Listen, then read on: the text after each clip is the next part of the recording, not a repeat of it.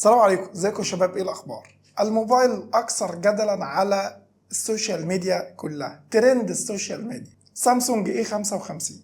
عامل قلق ليه يا ابني؟ في ايه؟ الموبايل ده نازل في رينج ال 21 22 23 على حسب المكان اللي انت بتشتري منه، والحقيقه الفئه دي فيها وحوش. فهل الموبايل ده يستحق هذا المبلغ في هذه الفئه مقارنه بالمنافسين، ولا على الاقل لو ما خرجناش بره سامسونج هنقارنه بمنافسين من شركه سامسونج نفسها؟ انا اتحمست، يلا بينا.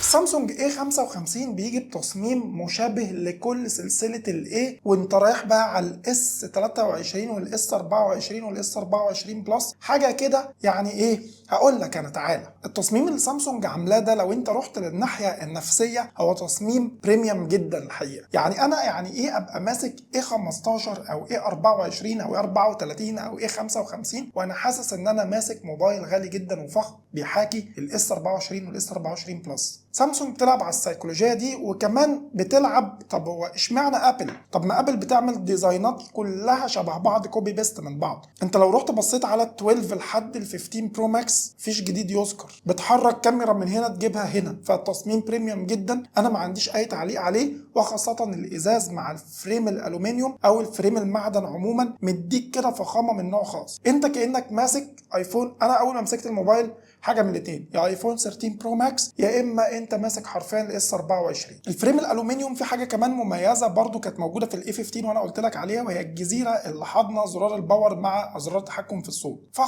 فخامه دي اديناها حقها التصميم ياخد 10 على 10 في هذه الفئه السعريه، ما عنديش اي تعليق عليها. تعال نروح على الشاشه، واللي كلامي عنها يبقى مخالف تماما لكلامي عن التصميم. 3 نقط اساسيه هتكلم فيهم عن الشاشه. انت عامل ديزاين خنفشاري، يبقى ما تنزليش شاشه بهذه الحواف الغريبه اللي انا مش متخيل الصراحه ان انا ممكن ادفع هذا الرقم واخد شاشه بهذه الحواف. ما تجيش من سامسونج. النقطه الثانيه اللي هتكلم فيها على الشاشه هي الكواليتي بتاعت الشاشه. بصوا يا جماعه، مبدئيا بس عشان محدش يزعل مني، لا فان سامسونج ولا سامسونج نفسها، انا موبايلي الاساسي من سامسونج وانتوا عارفين خلاص. كواليتي الشاشه الحقيقه مش دي سامسونج. انا ما اعرفش، في ناس بتقول الشاشه مش من سامسونج. ايا كان الشاشه منين، انا لازم احط شاشه ترضي الفانز بتوعي، لان فان سامسونج دول مش اي فانز، دي ناس بتدفع. الوان الشاشه مش سامسونج لكن ما ضايقتنيش. يعني انا لو بستخدم الاي 55 بس بعيدا عن اي مقارنات وبعيدا عن اي شاشات انا مش هاخد بالي من حاجه، لكن عشان بحط موبايلات جنب بعض بلاحظ فرق كبير جدا في الوان الشاشه وفي كواليتي الشاشه وفي كل حاجه. سطوحها تحت اشعه الشمس ممتاز، ما عنديش عليه اي تعليق من اي نوع. تعال نروح على البصمه اللي تحت الشاشه، ودي النقطه الثالثه اللي انا حابب اتكلم فيها عن الشاشه. مش اسرع حاجه فعلا. انا لما قارنت بينها وبين الاس 24 والاس 24 الترا فالبصمه بطيئه سنه، ممكن انيميشن الفتح هو اللي يكون مبطئها، لكن مش زي سرعه الاس 24 الترا مثلا. وده معناه ان مستشعر البصمه اللي هنا مش مستشعر البصمه الغالي. انا فتحش تليفونه ما اعرفش، او ممكن يكون المعالج نفسه مش جاي، يعني في حاجه مش زي طبعا الموبايلات الغاليه. حتى الاس 23 اف اي مش جاي بهذه الحواف وبصمته اسرع من كده، ولكن ديزاين الاي 55 عجبني اكتر الحقيقه. فانت لو جيت اصلا تسالني تقول لي ايه السبب الرئيسي لاستخدامك لموبايلات سامسونج، هقول لك هم 3 اسباب رئيسيه من ضمنهم الشاشه.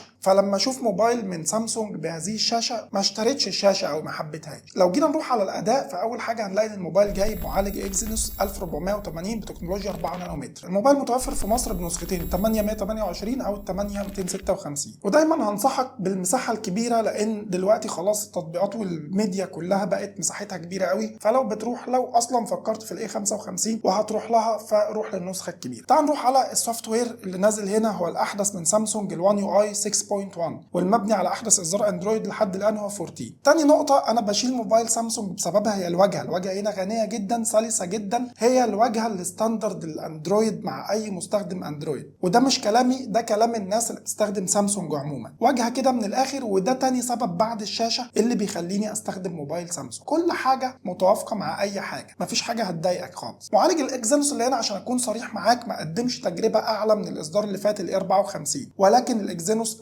متطور بشكل كبير جدا كشبكات كاداء ككل حاجه، الحقيقه متطوره بشكل كبير جدا. ومش ده الاكزينوس القديم اللي انا كنت اسمع عن الموبايل جايب معالج اكزينوس بقفل منه، لا انت هنا واخد نسخه من الاكزينوس عشان اكون صريح معاك بمنتهى الامانه والشفافيه، نسخه مطوره، نسخه محترمه جدا، اداء خفيف محتفظ بالتطبيقات بشكل كبير جدا، اداء تقيل، بتلعب ببجي على اعلى اعدادات ممكنه وبتاخد 60 فريم مستقرين. حراره الموبايل في الحراره العاديه مقبوله، الموبايل بيسخن ولكن مش السخونه اللي بتفصل التليفون. ما اقصدش حد انت. فاهمني انت، كومنتك بقى وتقول لي انت معايا على الخط.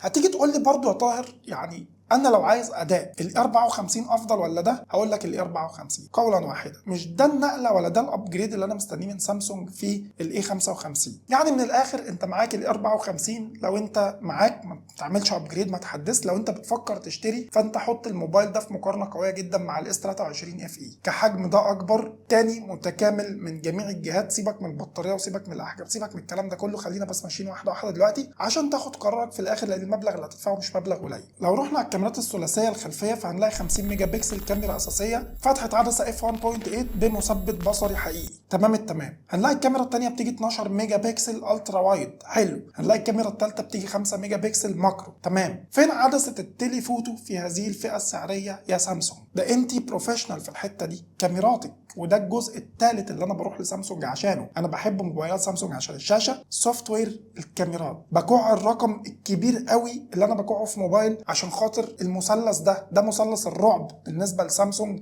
اللي بتحارب بيه المنافسين. هنا لازم كان يبقى في عدسه تليفوتو عشان اخد صور بورتريه باحترافيه رهيبه جدا، وصور كده انزلها على السوشيال ميديا وانا مستقانيوس. ولكن كتجربه كاميرات بقى، الكاميرات الحقيقه برضو لا تقل جوده وكواليتي عن كاميرات سامسونج. تفاصيلك، دايناميك رينجك المظبوط، تشبع الالوان الرهيب، الدنيا ماشيه فيه حلو جدا. العيب الوحيد اللي قابلني هنا ومش قادر الاقي له تفسير او مبرر او مخرج الحقيقه عشان اكون صريح معاك، هو غياب عدسه التليفون. لو رحنا على التصوير الليلي فسامسونج لا يعلى عليها، الاضاءه القويه جدا، التفاصيل اللي الى حد كبير جدا ممتازه، ما عنديش اي تعليق على الاضاءه الليليه. الاضاءه نفسها بالليل ما فيهاش ديستورشن، الدنيا هاديه، تحب الصوره، الموبايل يعتمد عليه في خروجاتك الليليه وكله تمام. الكاميرا الاماميه هنا بتيجي بدقه 32 ميجا بكسل، فتحه عدسه اف 2.2.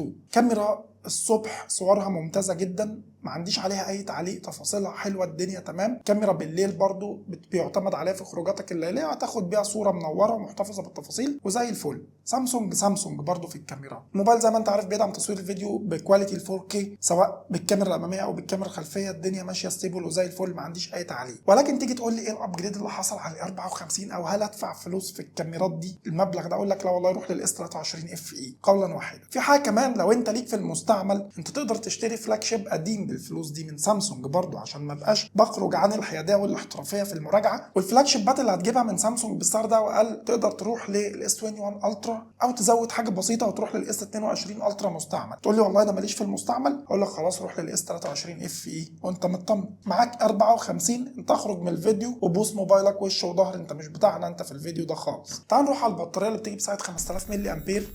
بطاريه عملاقه بتصمد الحقيقه، وبطاريه شايله التليفون، ما قلناش حاجه، ما عندناش اي تعليق عليها. سرعه الشحن ستيل من سامسونج 25 واط، ما تتضايقش. ليه؟ لان انت معاك فلاج شيب سامسونج نفسه 45 واط، فلازم الابجريدز دي تحصل. وفي نفس الوقت سامسونج محافظه على عمر البطاريه. سامسونج بتعمل سرعه الشحن دي عشان تحافظ لك على عمر البطاريه اطول وقت ممكن، وهتلاقي موبايلات سامسونج بتفضل معاك ببطاريتها عمر اطول من البطاريات اللي بتدعم سرعات شحن اعلى من كده بكتير. هي متبنيه الفلسفه دي في التقنيه، ومتبنيه الفلسفه دي في تكنولوجيا الشحن وتكنولوجيا البطاريه. كل ده على عيننا وعلى راسنا، بس احنا دلوقتي في زمن السرعه. انا ما ينفعش احط موبايل 5000 ملي امبير يشحن لي في ساعه ونص، وفي موبايلات تانية بتشحن في 50 دقيقه و45 دقيقه، ضعف الوقت. فالمستهلك بيبقى عايز حاجه تنجزه، وفي نفس الوقت دلوقتي الناس بتغير موبايلاتها كل حين ومين. فسامسونج عايزه تعمل بالانس بين ان البطاريه تعيش اطول وقت ممكن، وفي نفس الوقت المستهلك عايز ياخد سرعه شحن افضل، اسرع،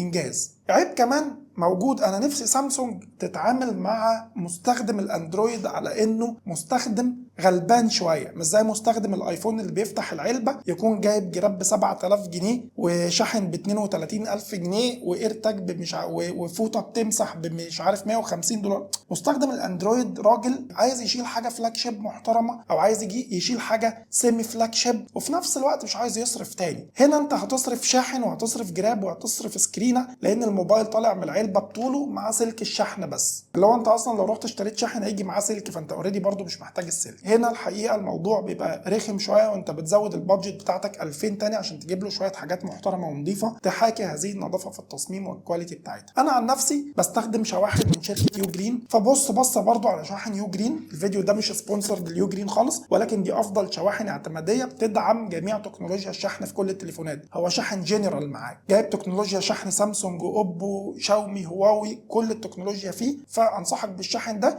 انت بتشتريه بقى مره واحده وتنساه، ولا فارق بقى معاك شركه مين حطت شاحن ولا شركه مين شالت الشاحن ولا الكلام ده كله. حتى الايفون بشحنه بيه. اكتب لي رايك في المراجعه في كومنت، قول لي متفق معايا في ايه، قول لي مختلف معايا في ايه. الحاجات دي بتطور من المحتوى في الفيديوهات الجايه بصراحه. لايك المتين يا صاحبي، اشتراك في القناه وتفعيل زر الجرس، مش هخبي عليك، شرف كبير جدا جدا ليا. واتمنى ان انت تشوفني تاني وتالت ورابع وتدعمني بكومنت كمان، بكون سعيد جدا الحقيقه. سيبكم في حفظ الله ورعايته، وعلى لقاء باذن الله تعالى في فيديوهات كتير.